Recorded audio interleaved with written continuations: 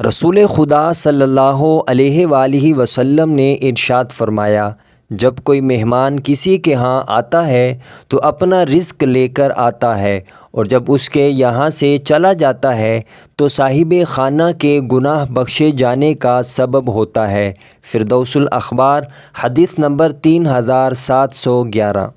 حضرت ابو ہریرہ رضی اللہ عنہ سے روایت ہے کہ رسول اللہ صلی اللہ علیہ وآلہ وسلم نے ارشاد فرمایا، اگر مومن کو اللہ کے عذاب کا پتہ چل جائے تو کوئی بھی اس کی جنت کی امید نہ رکھے، اور اگر کافر کو اللہ کی رحمت کا پتہ چل جائے تو کوئی اس کی جنت سے نا امید نہ ہو۔ صحیح مسلم حدیث نمبر 6979۔